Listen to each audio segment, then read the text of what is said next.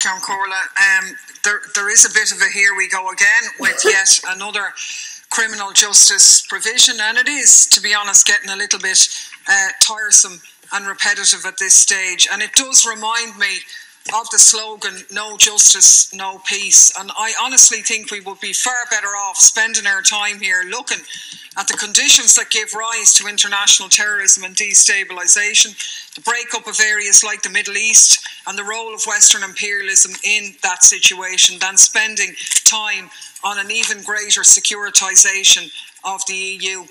I think we'd be far better off if we were talking about mutual assistance across the EU, to look at issues like debt write-down, like solidarity with the ordinary people in Greece, like solidarity with the Italian and Greek populations on whose shores have been landed tens of thousands of refugees, which other European states fail to take their fair share or equal part in. And I'm not really interested in the type of mutual assistance that has seen the British government cooperate with the Swedish government and the American authorities in the incarceration of Julian Assange in the Ecuadorian embassy in London for over 3 years now, an individual who has played a key role internationally in highlighting the nature of modern-day surveillance, including surveillance on the last three French prime ministers and so on, and indeed, as Deputy Wallace said, exposing very clearly the role of Shannon Airport in the US military machine. And this is another part in the securitisation of Europe. Now, Part 7A of this bill, which includes provisions for enhancing the operation of special intervention units in so-called crisis situations. Now, this obviously comes from a 2008 European Council decision, and is an instrument which we're told aims to improve cooperation between member states,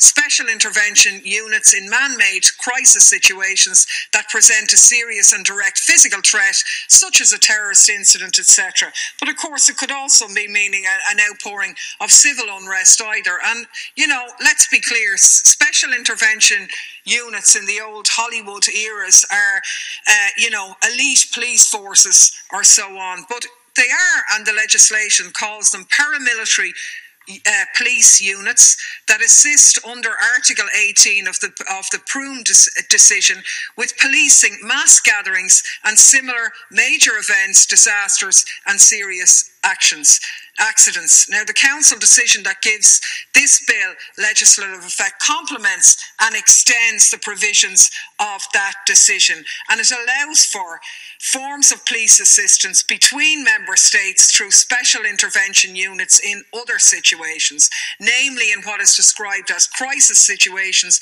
presenting a serious physical threat to persons, property, infrastructure or institutions, in particular hostage taking and so on. Now, obviously nobody's going to object in a hostage situation if a bunch of paramilitary units comes in and rescues them, but we have to be very careful here, because paramilitary units are neither police or the army. They're an amalgam of both.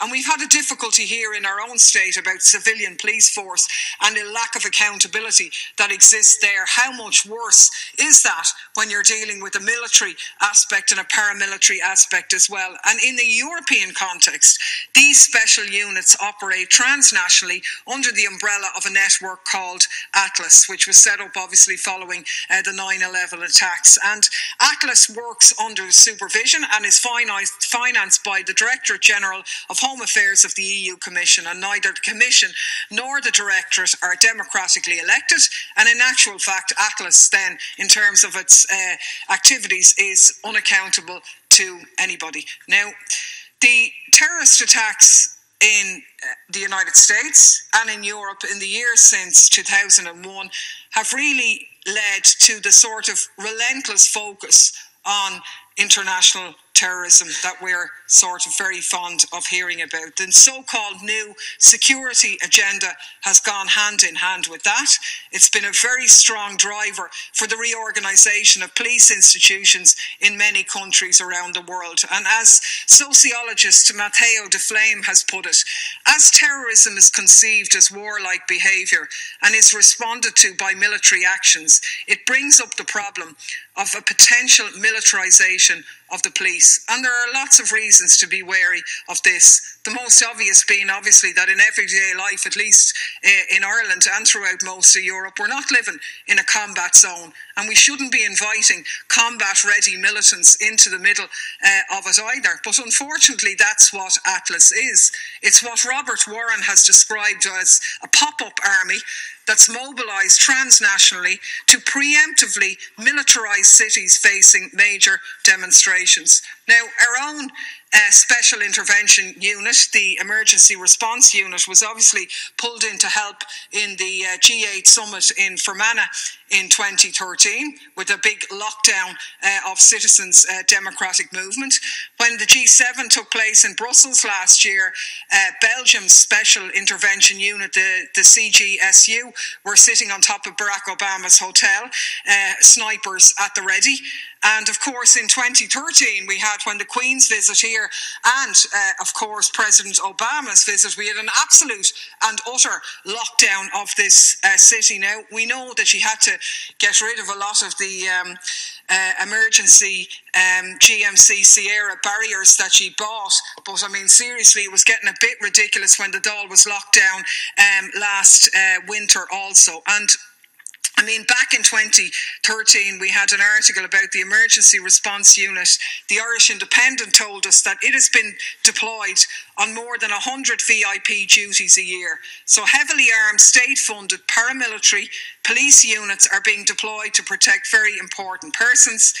I have to say, there's something very untoward about that, and the idea that we would have an EU transnational paramilitary force is, to be honest, even worse. It's what Stephen Graham described as the startling militarisation of civil society, the extension of military ideas of tracking, identification and targeting into spaces and circulation of everyday life. It leads to the creeping, insidious diffusion of militarised debates about security in every walk of life. Together, once again, these work to bring essentially military ideas of the prosecution of and preparation for war into the heart of ordinary everyday life. And we know security trumps everything. On Monday, myself, Deputy Wallace, and a number of cross-party deputies visited Maghaberry Prison, where we looked at issues like improving prisoner conditions and welfare there. And we were met with the barrier of security in relation to some of those issues. I think making a heavily militarised transnational network of police normal, which is this bill is part of that process, is just one element in what has been really a relentless securitisation of all of our lives. We see it in increasingly sophisticated border controls, in biometrics, in mass data collection, in surveillance, in brutal crackdowns on protests, on sinister fringes at home, and all the rest of it.